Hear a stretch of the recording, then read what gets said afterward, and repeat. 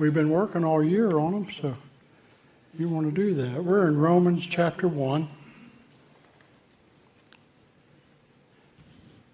Starting a series called Finding Your Fire for God. You know, in Revelation, Jesus was talking to the church and said, you have lost your first love, or you have lost your fire for God, would be another way to say that. We need that fire. Scripture says he is a consuming fire. And we need to get back to those days when we just couldn't hear enough about Jesus, couldn't read his word enough, couldn't tell enough people about him. So we're going to be going through the book of Romans, and today we're talking about the life of faith. And we're looking at this series. Paul wrote this while he was in the town of Corinth. He hadn't been to Rome, but he's writing to the Romans. There was a church in Rome, and the church is ascribed to Paul starting it, but he had never been there. So the mystery of how that could be, and what the scholars believe, is that there were people that traveled, like we have people that travel today. They went out to some of the different lands, and they heard Paul speak, or they heard about Paul. Through Paul's teaching in other churches, they heard about Jesus Christ. They became believers. They went back home, and they started telling others. They started gathering together. They formed a church. Paul had heard about that, and he said, I want to come to you. I want to get there. And Paul did get there one day. You know how? By being a prisoner. That's how he got there. The Roman government transported him there as a prisoner. But he did get to go, and he did get to preach to Jesus Christ. That was about 55 or 56 AD.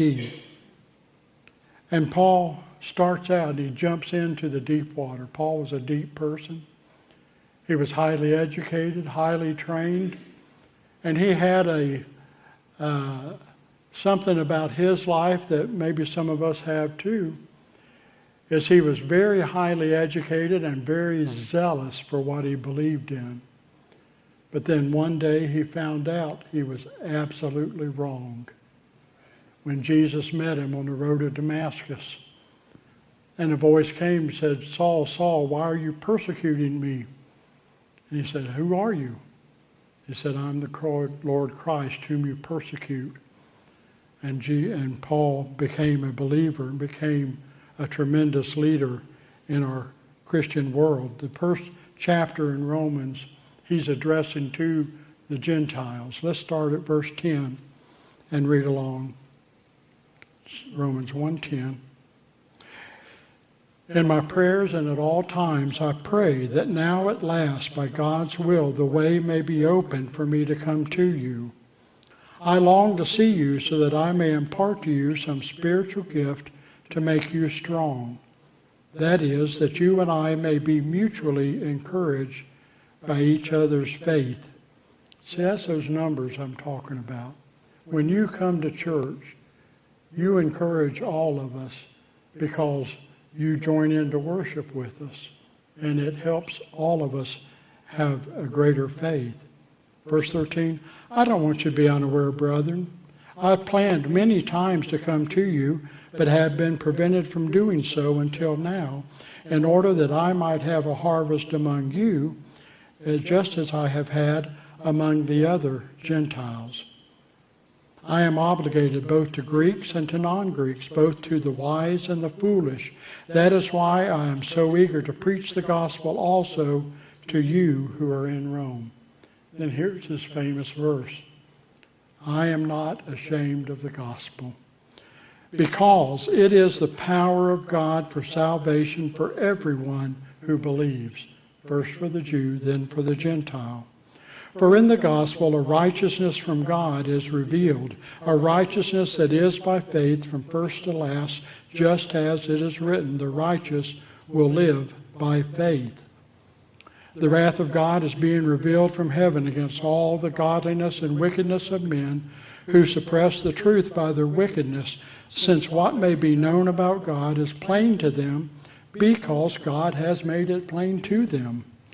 For since the creation of the world, God's invisible qualities, his eternal power and divine nature have been clearly seen, being understood from what has been made, so that men are without excuse.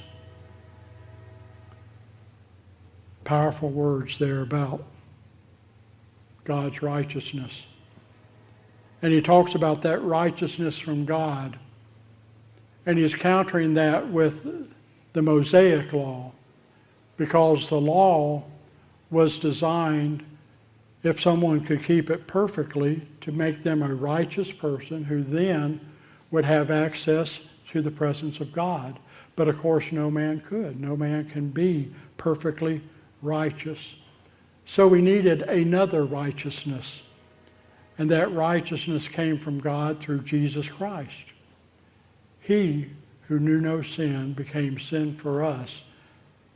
And through his redeeming act, his atoning act on our behalf, his substitutionary death on the cross for us, we now can have righteousness that we could never obtain before.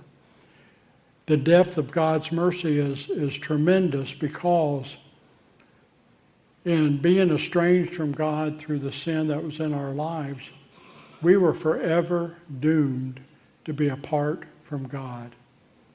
We were forever doomed to spend that time in the lake of fire and brimstone. And a lot of people, that's unpopular to talk about.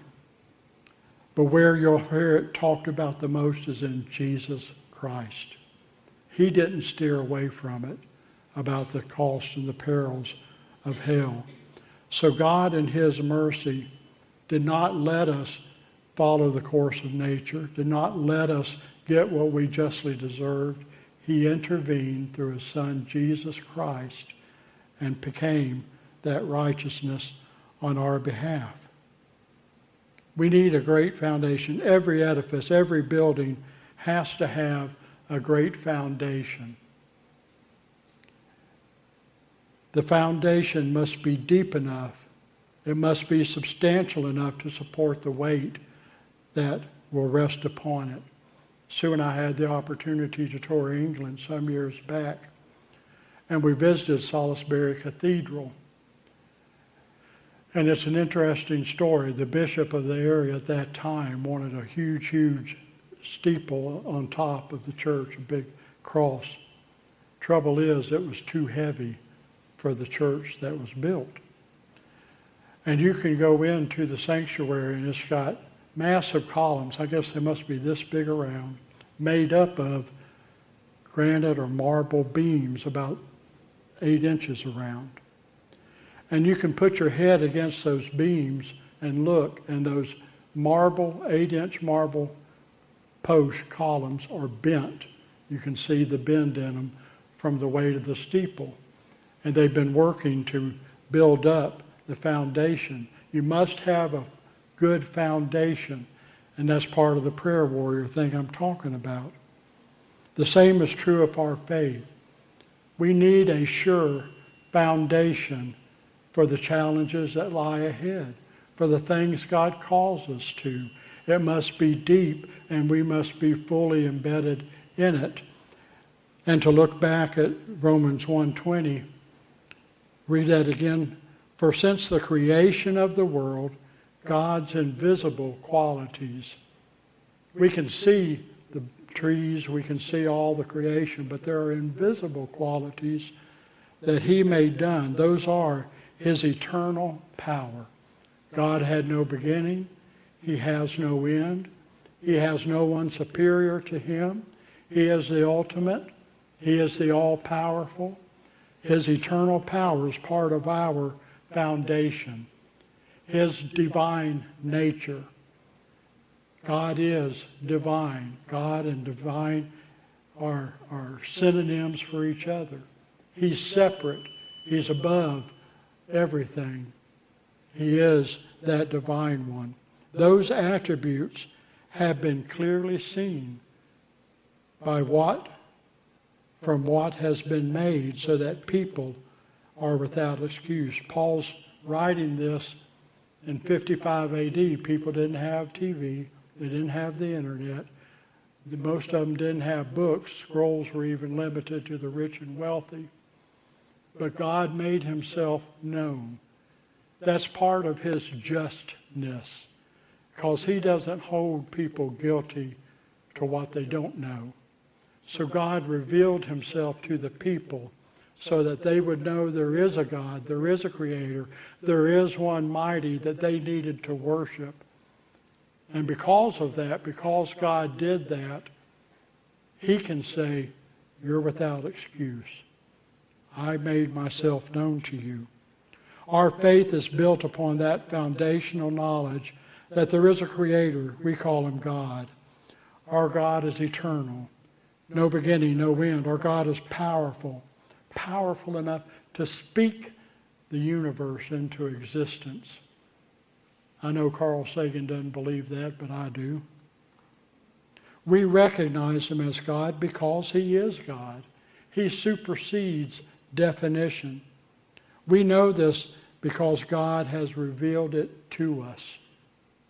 When we look at the vastness of our universe, or when we look at the minute details of our world, it all points to a powerful creator who is above all. And in fact, the proof from God is so clear and undeniable. That's why he says we're without excuse. This spring, we studied the constellations. We studied the gospel and the stars. And many people poo-poo it as not being valid. But as we studied, we could see God's hand in those stars. We have that sure foundation in a mighty God. When we have that faith in him, we have fruit for our faith. 17 says, for in the gospel the righteousness of God is revealed, a righteousness that is by faith from first to last, just as it is written, the righteous will live by faith. Genesis tells us Abraham believed God, and it was counted to him as righteousness. Again, kind of like I talked about in the announcement, some things don't change. God says, I, the Lord, do not change. And this is one of them. That righteousness comes by faith. Even though Christ hadn't died yet for Abraham's sin, because he trusted God when God said do something, God credited it to him as righteousness. And then later, of course, Jesus died for Abraham's sins. Faith in God results in an understanding of our lack of righteousness. The more we see him, the more we should tremble before him. The more we see how great and gracious he is, the more we should say like Isaiah, woe is me, for I am undone. On the contrary, when we create God according to our image, what we think God should be, then we bring him down and we make him accessible and we don't cower before him. But that's an idol. God is above us. This seeing him, this righteousness leads us to a faith in him. That faith is a fruit. That faith is a fruit in the lives of others. So there's fruit in the faith. And then there's fortitude in our faith. This verse of Paul, for I'm not ashamed of the gospel.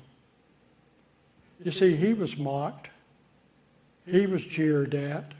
He was argued with. People didn't just believe him, but what he said, everybody. There were people that sought to kill him, just like they did Jesus. But Paul was not ashamed of the gospel. I'm afraid we are. The gospel is the power of God that brings salvation to everyone who believes. That's where it was more important for Paul to take the abuse for what he believed in so that maybe the person listening would come to know Jesus Christ. Because that gospel produces faith in others, produces righteousness in others, produces a path to heaven in the others' lives. And Paul was willing to make that sacrifice for them. The knowledge that the gospel, the good news about Jesus Christ, gives strength to our faith. It's not something we made up. It's not our creation. It's not some famous theologian we follow from 100 years ago. This Bible, God had it written through 40 different authors over the course of hundreds of years, and it blends together seamlessly with the story, with his story, with the gospel in the stars, I believe, and the gospel of Jesus Christ. We witness the power of God in the lives that are changed. We see that in our life, or I hope we do. We see it in the lives of others. In the movie, I Can Only Imagine, the movie about the song, how it came about. The man who wrote that song is given testimony at the end. He's telling Amy Grant, my dad was a monster. And some of the things they showed in the movie, he was a monster. He got mad at his son because the son didn't want breakfast, and the son was a grown teenager. So his dad took the plate and whacked it against his head, breaking the plate. He would do things like that. The boy said, my dad was a monster. His wife left him, couldn't live with him. He said, but I saw God change that man, my dad, into someone I wanted to be like. That's powerful when we see that, when we see somebody's life change. Hadn't seen the movie, see it. If you have seen it, watch it again. God works that way through the foundation of faith, through the gospel.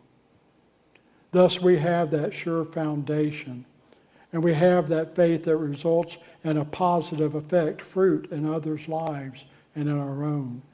And this sure foundation and evidence builds a strength in our faith that cannot be shaken.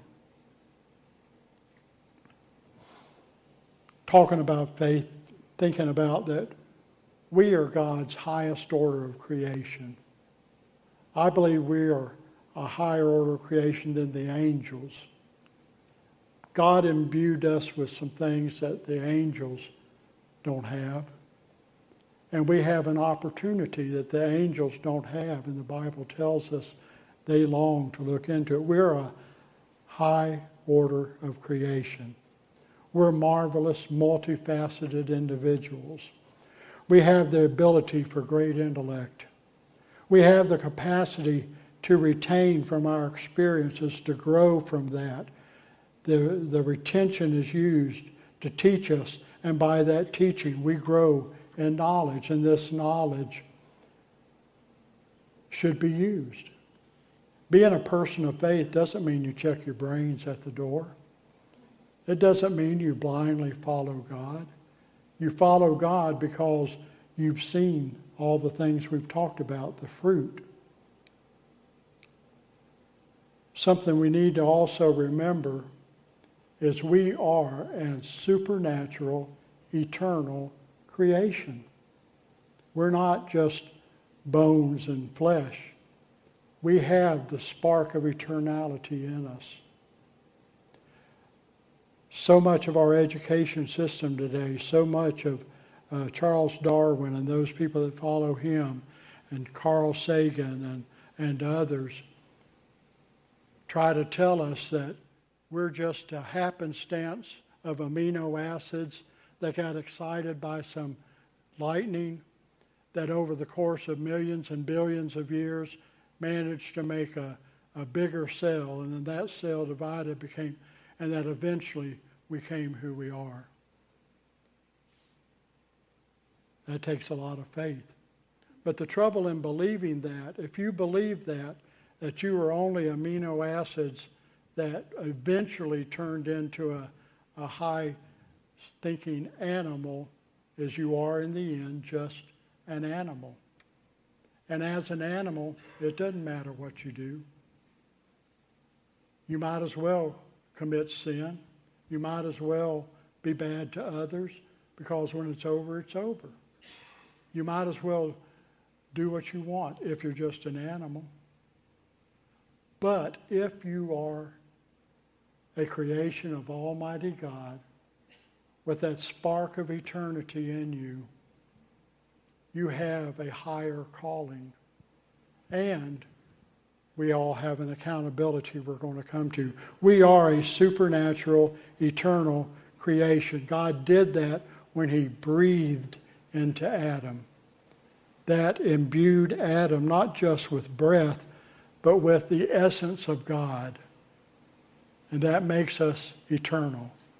It makes us supernatural. You may not think of yourself as a supernatural person, but you are. He made us an eternal creation that is not natural, it's supernatural. This eternal, supernatural existence has been passed down to us generation by generation, from Adam to you and me. Faith can seem to counter knowledge. And indeed, there is a conflict between faith and knowledge sometimes. How do we resolve that conflict? How do we exercise who we are intellectually with our supernatural creation and faith? We resolve the conflict by putting the correct emphasis on the correct syllable. I had a music professor once that taught me when we're singing to not put the emphasis on the wrong syllable. It's important that we emphasize the right thing. So it is in our life. Faith tells us what, when, and where God would have us engaged. God is the one who says what to do, where to do it.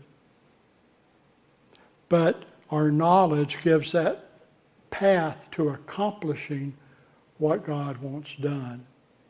So God issues a call.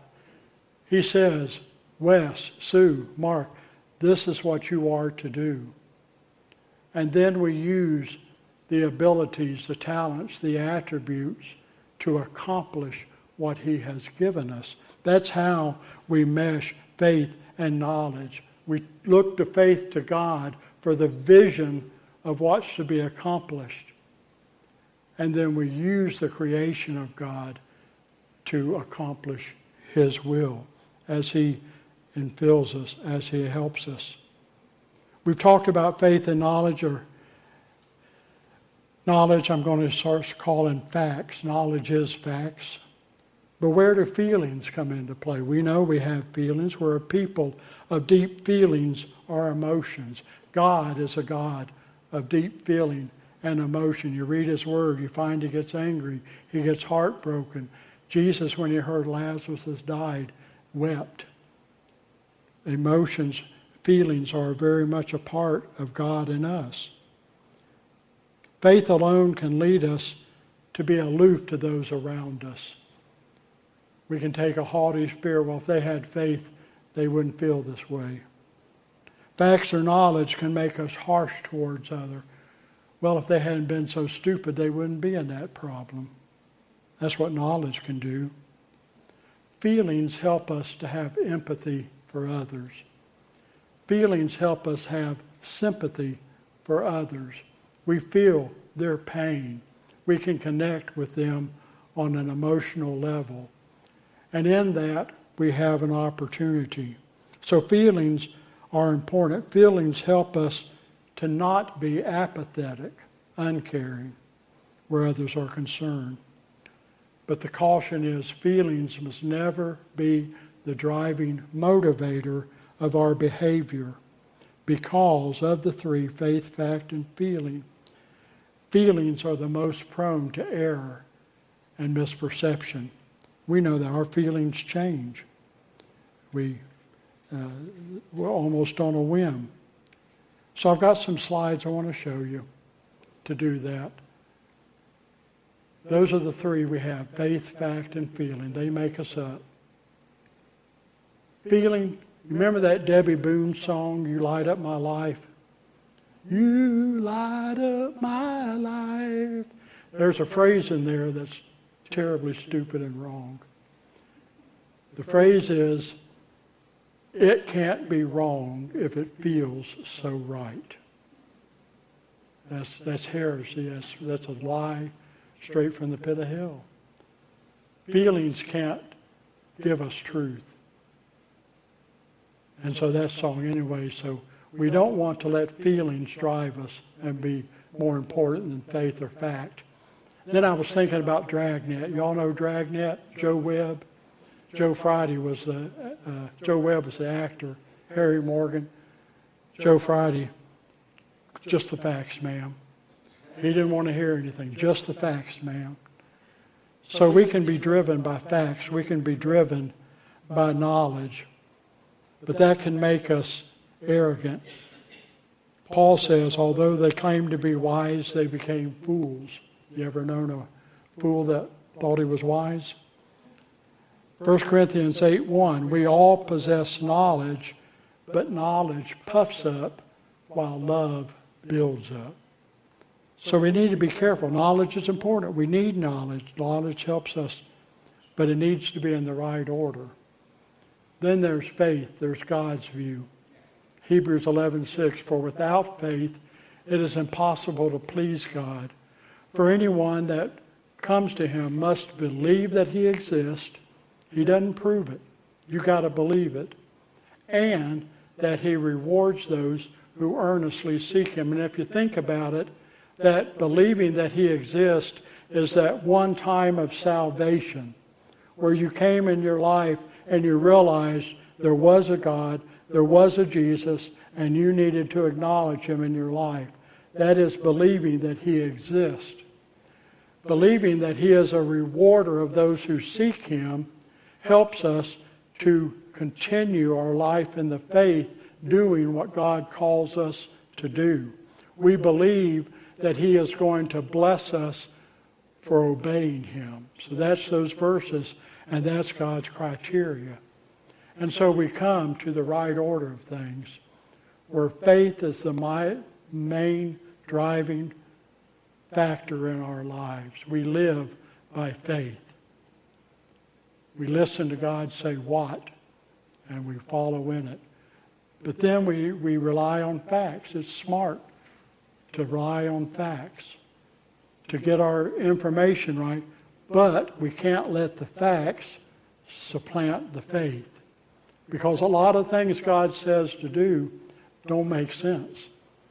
A lot of things God says to do seem foolish. We're going to look at Hosea. Hosea was a preacher called by God, and God said, go marry a prostitute. That's foolish, right? Why would God have a prophet, a preacher, marry a prostitute? But God used that. We're going to study that.